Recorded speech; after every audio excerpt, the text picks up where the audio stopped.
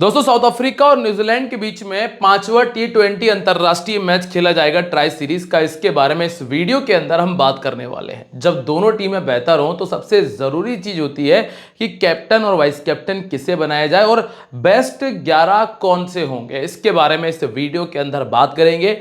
Grand league के players के बारे में डिस्कस करेंगे, जिससे कि आप एक अच्छा कॉम्बिनेशन तैयार कर सकें। तो चलिए शुरुआत करते हैं। और सबसे पहले सबसे ज़रूरी चीज़ यही है कि अगर आप लोगों ने अभी तक टेलीग्राम पर हमें ज्वाइन नहीं किया है तो कर लीजिएगा, क्योंकि टॉस के बाद जितने भी अपडेट्स हैं, जो भी चेंजेस है, पिच रिपोर्ट के बारे में सारी बातें आपको टेलीग्राम पर दे दी जाती हैं। तो अगर आप लोग टेलीग्राम पे नहीं हो तो डिस्क्रिप्शन में लिंक है, आप वहां से या फिर कमेंट में जो पहला कमेंट हमने पिन किया हुआ है वहां से लिंक पर क्लिक करके सीधे हमारे साथ में टेलीग्राम पर जुड़ सकते हैं। चलिए बात कर लेते हैं इस मैच के बारे में। आगाज करेंगे लाइक के साथ में और सब्सक्राइब के साथ में। मैच जो ये खेला जाएगा एक बार फिर से हरारे स्पोर्ट्स क्लब में, जो कि जिम्बाब्वे पर है। इस मैदान के ऊपर टोटल 54 मैचेस खेले गए, जिनमें से 29 बार पहले बैटिंग करने वाली टीम ने मैच को विन किया है। यहाँ जो आखिरी कुछ मैचेस खेले गए हैं, अगर हम उनकी बात करें तो लास्ट मैच में जिम्बाब्वे ने 144 बनाया, उसके पहले जिम्बाब्वे ने 120 बनाया था और उसके पहले जिम्बाब्वे ने 141 बनाया। जब जिम्बाब्वे 140 बना रही है तो लगभग 170 वाला ये ग्राउंड है, 170 वाला ग्राउंड है, जो कि आपने इस मैच में देखा भी था। न्यूजीलैंड की टीम ने जब 170 बनाया था और साउथ अफ्रीका की टीम चेस नहीं कर पाई थी इस मैच के अंदर। तो बहुत बहुत हद तक आपको यह देखने मिल जाएगा कि जो एवरेज स्कोर है वो 170 180 के बीच का होगा। सेकंड बैटिंग करना थोड़ा सा मुश्किल होगा, क्योंकि लगातार सेम विकेट का इस्तेमाल किया जा रहा है। पिच हल्का सा स्लो हो रहा है, रुक कर आ रहा है, जिसकी वजह से गेंद, इसीलिए बल्लेबाजी करना मुश्किल होता जाएगा। 5 T20 मैचेस हो चुके हैं, जिनमें से लगभग 2 या 3 मैचेस जो हैं जो कि सेम पिच पर खेले गए हैं। ठीक है, इसी वजह से विकेट जो है वो थोड़ा सा ज्यादा गेंदबाजों को मदद कर सकता है। अभी आखिरी मैच में ब्रायन बेनेट ने 60 बनाया था, जो कि ओपन कर रहे थे। यहां पे मदविरे ने 36 किया था, ये भी ओपन कर रहे थे। यहां पे टिम रॉबिन्सन ने स्कोर किया, जो कि नंबर 3 पर बैटिंग कर रहे थे, और यहां पे सिकंदर रजा ने स्कोर किया था, जो कि नंबर 4 पर बैटिंग कर रहे थे। तो पहली इनिंग के अंदर बहुत हद तक आपको यह देखने मिल जाएगा कि पावर प्ले के अंदर तो विकेट है लगभग 1 से लेकर 2 विकेट, लेकिन इसके बावजूद भी जो टॉप 3 में से एक प्लेयर स्कोर कर रहा है। अब मतलब स्थिति कुछ ऐसी बन रही है कि ऊपर से सिर्फ एक प्लेयर चल रहा है और 2 फ्लॉप हो रहे हैं। जैसा कि आप यहां पर देखेंगे कि इस वाले मैच के अंदर दोनों ओपनर फ्लॉप हुए थे, यहां भी दोनों ओपनर फ्लॉप हुए। खैर, जिम्बाब्वे जब पहले बैटिंग करेगी तब तो ओपनर्स को फ्लॉप होना बनता है, लेकिन जब न्यूजीलैंड पहले बैटिंग कर रही थी तब भी ऐसा हमने देखा। और यहां पावर प्ले में विकेट है, यहां 1 विकेट है, यहां पे 2 थे और यहां पे 2 विकेट है। और पावर प्ले में ऐसी कोई ताबड़तोड़ बल्लेबाजी भी नहीं हुई है, क्योंकि जब न्यूजीलैंड भी बैटिंग कर रही थी ना तब भी सिर्फ 40 ही बन पाए थे। अब अगर हम सेकंड इनिंग की बात करें तो साउथ अफ्रीका ने भी बैटिंग की तो भी 33 रन बने। यहां पे न्यूजीलैंड ने बैटिंग की तब भी 43 बने, यहां पे सिर्फ 38 बना। तो ये बात तो हमें समझ में आ रही है कि नई गेंद के साथ में बल्लेबाजों के लिए कुछ खास मदद नहीं है। गेंदबाज अगर थोड़ी सी भी अच्छी गेंदबाजी कर देगा ना तो बहुत अच्छे गेंदबाजी पे निकाल देगा, बहुत कम रन पे ओवर निकाल देगा, प्लस आपको विकेट भी देके जाएगा। क्योंकि हर एक मैच में पावर प्ले में 1 से लेकर 2 विकेट हमने देखे हैं, और यही चीजें जो हमें बताती है कि टॉप ऑर्डर से आप प्लेयर को छोड़ सकते हो, ये हमें रिस्क लेना है।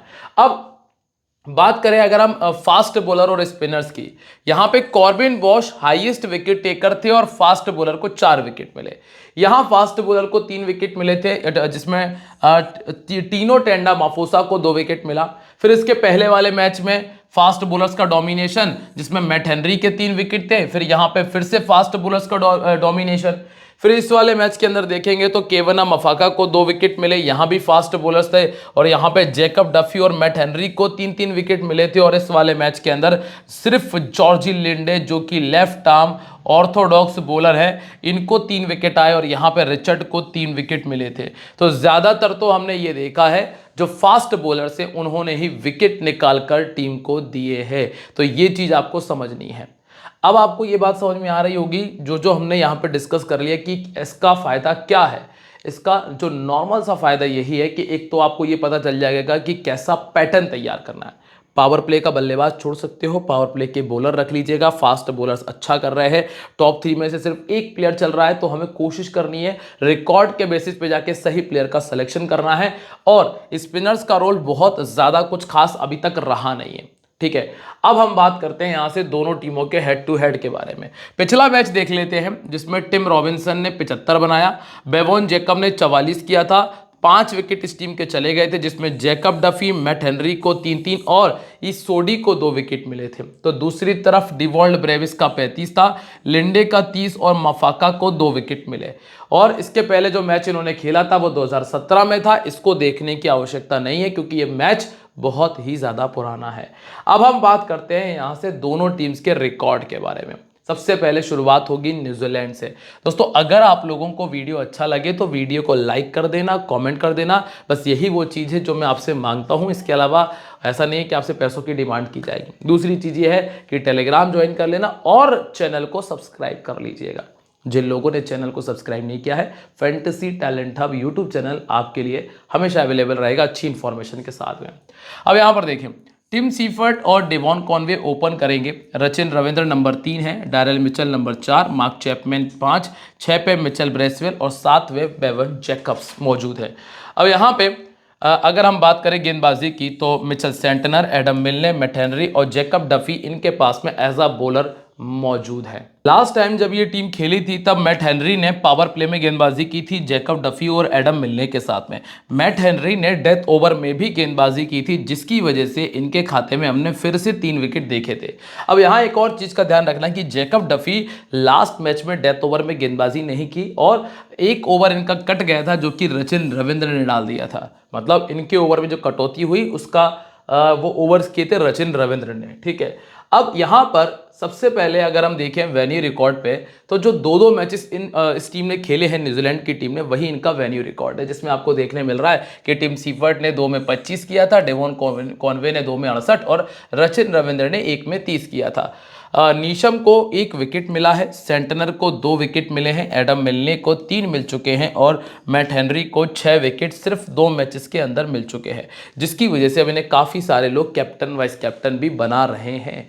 अब आप यहाँ पर आए, सबसे पहले हम बात करेंगे टिम सीफर्ट के बारे में। टिम सीफर्ट जो कि साउथ अफ्रीका के सामने एक मैच खेलकर पहले 22 बना चुके हैं, लगभग 50% लोगों ने रखा है। आपके पास में विकेट कीपिंग में 3 ऑप्शन मौजूद हैं, जिसमें टिम सीफर्ट, डेवॉन कॉनवे और लिगन प्रेटोरियस मौजूद है। अभी अगर 50% लोग इनको रख रहे हैं तो ज़्यादातर लोग डेवॉन कॉनवे के पीछे जा रहे हैं, क्योंकि डेवॉन कॉनवे जो है पिछले मैच में 50 बना चुके हैं। अब आप एक और चीज़ का ध्यान रखना कि ये जो प्लेयर है ये तगड़े स्ट्राइक रेट के साथ में खेलता है। 157 का इनका स्ट्राइक रेट है। मतलब इनका काम ये है कि इनको बैट चलाना है। अब जब बैट चलाने वाला प्लेयर यहाँ पर मौजूद है, अगर ये 10 या 12-15 गेंदें खेलते हैं तो लगभग 20 से 30 का स्कोर आपको देखने मिल जाएगा, जो कि सीधा सीधा आपको वन साइडेड फायदा दे सकता है और वन साइडेड नुकसान भी है, क्योंकि तेज खेलने की कोशिश में कई बार जल्दी विकेट भी फेंकते हैं। अब यही चीज है, पहले बैटिंग करते हुए 150 है, सेकंड बैटिंग करते हुए 450 है, ठीक है। तो अगर प्रायोरिटी की बात से देखा जाए, नजर से देखा जाए, तो सेकंड बैटिंग बहुत ज्यादा बेहतर ऑप्शन है। ऑफ स्पिन के सामने ये 6 बार पहले भी आउट हो चुके हैं और बैटिंग एवरेज आपको मिलता है 13 का। फिर नंबर 2 पर आपको मिलते हैं यहाँ पे डेवॉन कॉनवे। डेवॉन कॉनवे जो कि 22 का एवरेज मेंटेन कर रहे हैं अपने पिछले 1 से 1.5 साल में और 3 बार 50 से ऊपर का स्कोर इनके खाते में है। जब इन्होंने पहले बैटिंग की है तो 2 बार 50 से और लगभग 19 का बैटिंग एवरेज इन्होंने मेंटेन किया। लास्ट मैच में 59 नॉट आउट बनाया, क्योंकि जिम्बाब्वे थी सामने। लेफ्ट आर्म गेंदबाजी जब इनके सामने आती है तो इनको दिक्कत आती है। 6 बार पहले आउट हो चुके हैं और सामने वाली टीम के पास में एक बॉलर है नांद्रे बर्गर, जो कि इस तरह की गेंदबाजी करता है और पावर प्ले में भी आता है। अब आते हैं हम नंबर 3 पे, जो कि आपको मिलते हैं रचिन रविंद्र। रचिन रविंद्र ने लास्ट मैच में गेंदबाजी भी की, 1 विकेट भी इनको मिल गया। वैसे तो गेंदबाजी करें ये जरूरी नहीं है, सबसे इंपॉर्टेंट चीज यही है।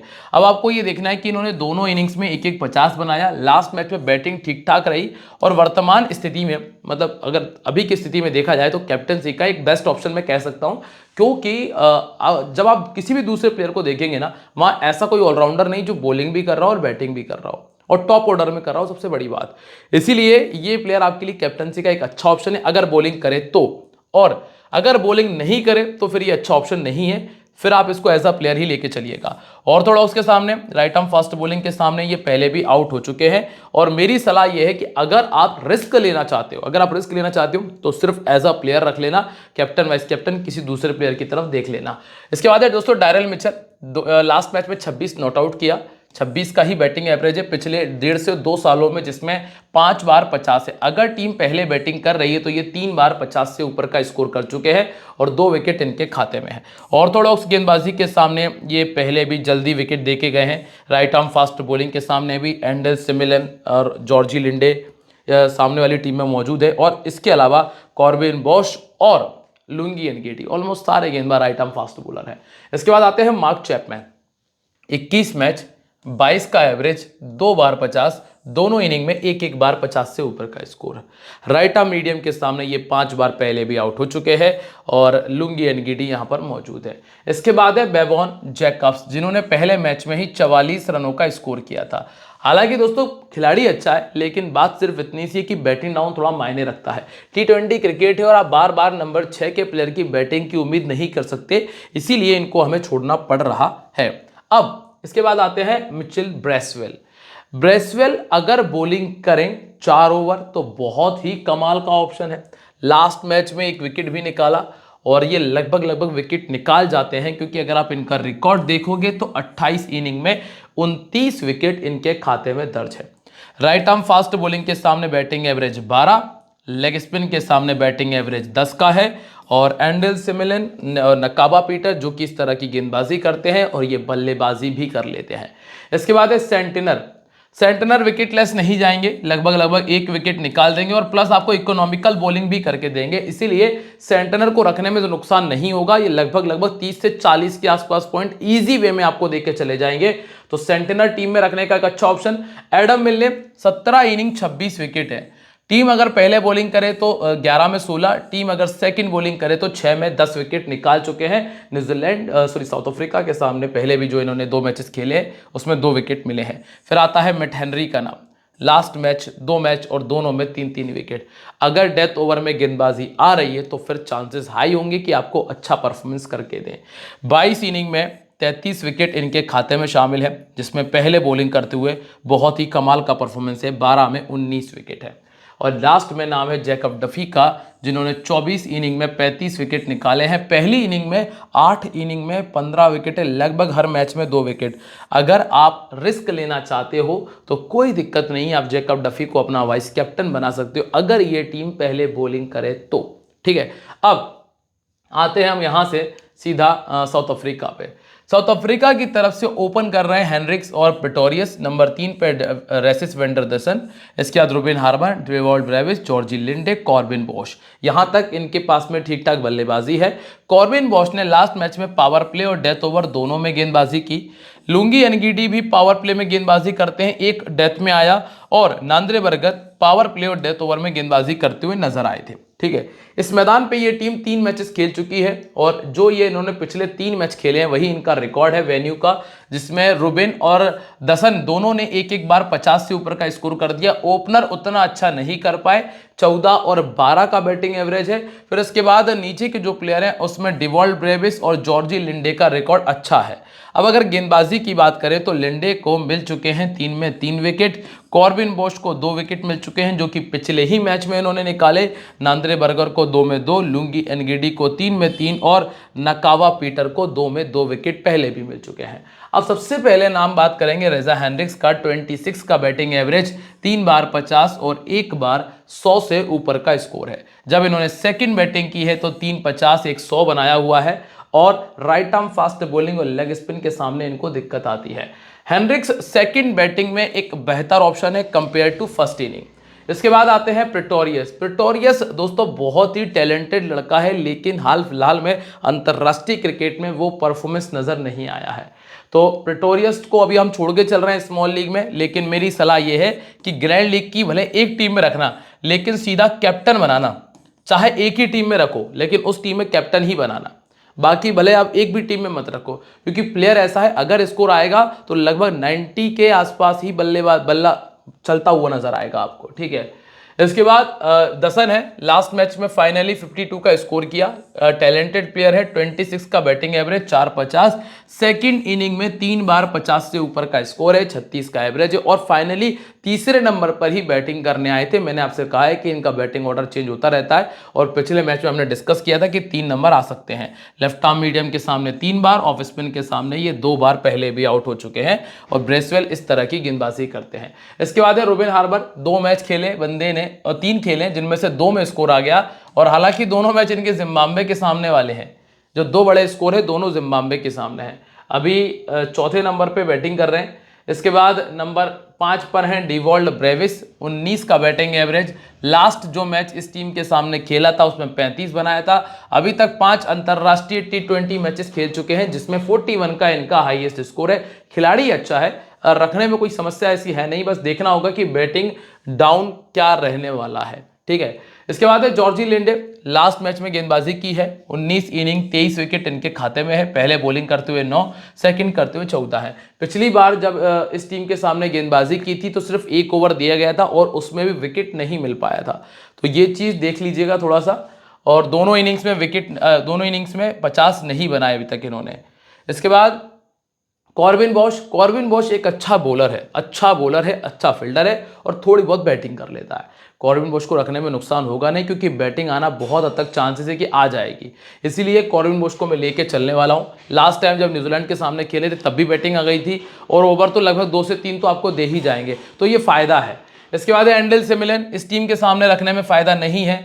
अब चाहे 2 विकेट निकाल दें, 4 निकाल दें, लेकिन यहाँ जगह नहीं बन पा रही है। फिर आते हैं नकावा पीटर, ये भी उतने बेहतर बॉलर नहीं है। नकावा पीटर मुझे कहीं से कहीं तक समझ में ही नहीं आया। मैं आज भी ये कहूँगा कि अगर इमरान ताहिर को अभी भी खिला लिया जाए तो वो नकावा पीटर से अच्छी बॉलिंग करेंगे। ठीक है।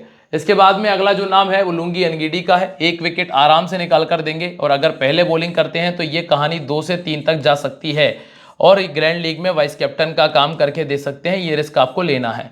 और इसके बाद है नांद्रे बर्गर, 4 इनिंग में 3 विकेट इन्होंने निकाले हैं। और अंतिम कैप्टन वाइस कैप्टनसी के बारे में चर्चा कर ली जाए। दोस्तों यहाँ तक ना मुझे उम्मीद है कि आपको सब कुछ समझ में आ गया होगा। अब आपको करना क्या है कि मेरे साथ टेलीग्राम पे रहना है जहां हम टॉस के बाद और डिस्कशन कर लेंगे। अभी आप यहाँ पर देखें, रचिन रविंद्र, टिम सीफर्ट और जॉर्जी लिंडे ये कैप्टन वाइस कैप्टनसी के एक बेहतर ऑप्शन में से है। इसके बाद मिच सेंटनर, कॉर्बिन बॉश और जैकब डफी को ट्राई किया जा सकता है। क्या कहता है team combination? Devon Conway, Tim Seifert, Harman, Rachin Ravindra, रेसिस वेंडरसन, Corbin Bosch, Mitch Santner, George Linde, Ngidi, Henry और डफी हमारी टीम में मौजूद है। दोस्तों ये प्री टॉस टीम है, जो टॉस के बाद टीम आएगी वो आपको टेलीग्राम पर दे दी जाएगी, वहां मैं आपको पोस्ट कर दूंगा, तो टेलीग्राम पे रहना और साथ ही साथ हमें सपोर्ट करने के लिए हमारे चैनल को सब्सक्राइब कर लेना। मिलते हैं दोस्तों आप लोगों से अपनी अगली वीडियो में। ध्यान रखें, this game may be habit forming और financially risky, so please play responsibly. मिलते रहेंगे अगली वीडियो में, तब तक के लिए बाय। जय हिंद, जय महाकाल।